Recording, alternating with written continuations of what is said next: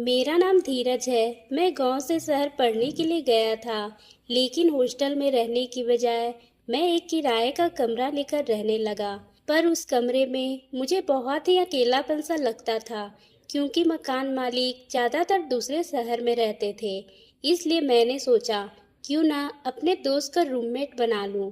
यही सोचकर मैं राहुल को कहा, तो वह भी मान गया और राहुल मेरे साथ रहने उस रूम में आ गया जहाँ मैं पहले से रह रहा था।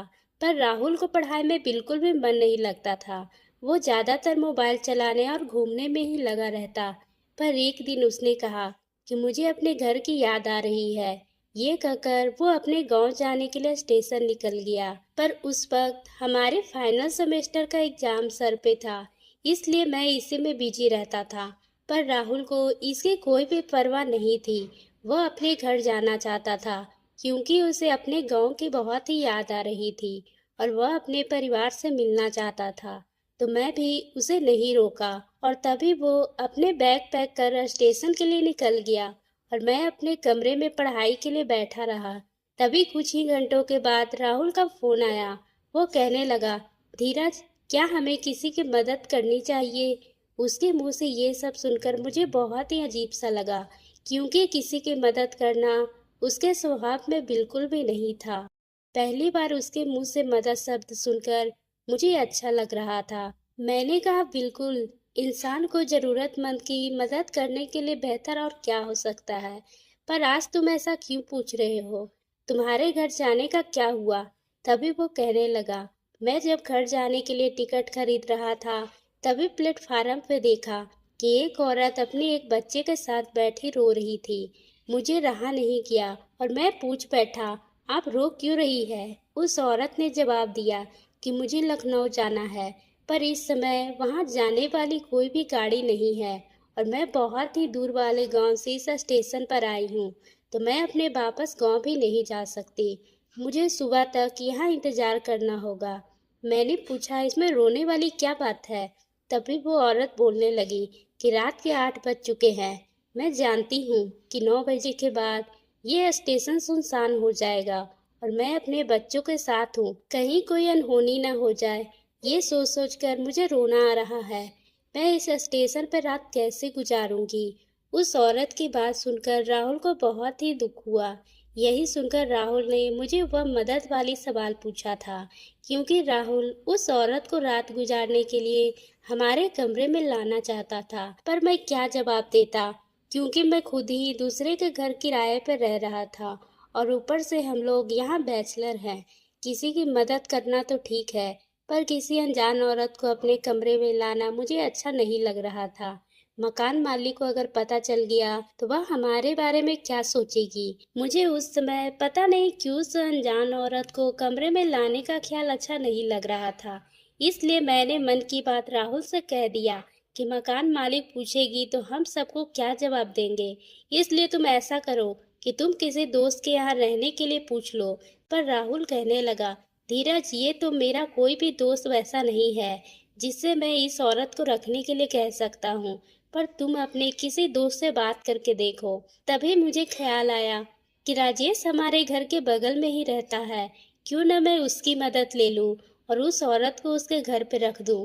मैं जल्दी से राजेश को फोन किया तो वह झट से मान गया, क्योंकि उसके गांव से हर महीने कोई ना कोई जरूर आता रहता था, जिससे उसके मकान मालिक को भी कोई भी परेशानी नहीं थी और किसी को शक भी नहीं होता। मैं राजेश से कहा कि तुम अपने भाभी कहकर उस औरत को अपने घर पर रात भर रख लो, क्योंकि वह स्टेशन पर अकेली नहीं रह सकती है। वो मान गया और उसने कहा, ठीक है, मैं रात को तुम्हारे कमरे में आ जाऊंगा और उस औरत को अपना कमरा दे दूंगा। मैंने कहा, ठीक है, मैं ये बात राहुल से कह देता हूँ। तभी मैं राहुल को फोन किया और राहुल मेरी बात सुनकर बहुत ही खुश हो गया। राहुल कहने लगा, धीरज, मैं अकेली इस औरत के साथ नहीं आ सकता, इसलिए मेरी मानो तो तुम स्टेशन पर आ जाओ, हम लोग सब साथ घर जाएंगे। ये सुनकर मैंने कहा, चलो ठीक है। मैं भी स्टेशन पर राहुल के साथ उस औरत को लाने चला गया। जब मैं वहां पहुंचा तो देखा, वो औरत देखकर मुझे मुस्कुराने लगी। वो अपने एक बच्चे के साथ बैठी थी। उसका इस तरह से मुस्कुराना मुझे अच्छा नहीं लगा था। मैं सोचने लगा ना जाने कैसी औरत है। मैंने कहा आपका नाम क्या है? तो उसने अपना नाम कंचन बताया और वो कहने लगी तुम लोग मुझे भाभी बोल सकते हो। पर उस समय मैं कुछ नहीं बोला और स्टेशन से बाहर आकर मैंने 2 रिक्शे बुलवाए और उस औरत को बोला आप रिक्शे पे बैठ जाएं और साथ में राहुल भी इस रिक्शे पे बैठा क्योंकि उस औरत को हमारे घर का पता मालूम नहीं था। दूसरे रिक्शे में सामान के साथ मैं बैठा, पर मैंने देखा कि कंचन जी के चेहरे पर एक अजीब सी मुस्कान थी। यह खुशी मुझे कुछ समझ नहीं आ रहा था। कोई भी अनजान औरत किसी गैर आदमी के साथ उसके घर जाने के लिए खुश कैसे हो सकती है, क्योंकि वह तो राहुल को जानती भी नहीं थी और हम लोग वहाँ कैसे भरोसा कर सकती है। मुझे कुछ भी समझ नहीं आ रहा था।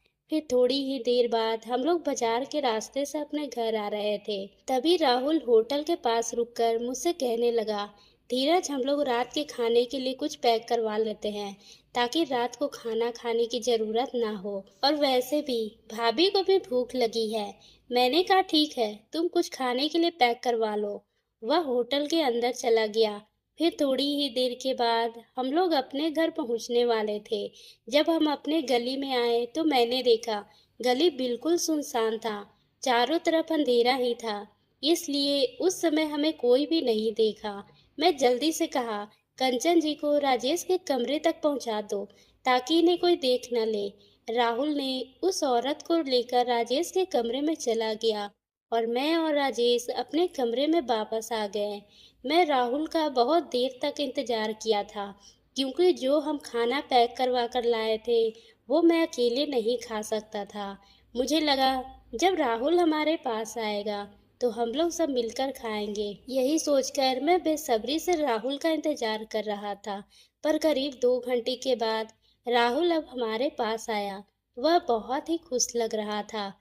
उसकी खुशी को देखकर मैंने कहा क्या बात है राहुल, तुम्हारी लॉटरी लगी है क्या जो तुम इतने खुश दिख रहे हो? वो कहने लगा भाभी तो बहुत ही अच्छी है और मुझे तो आज उनके साथ खाना खाकर बहुत ही मजा आया।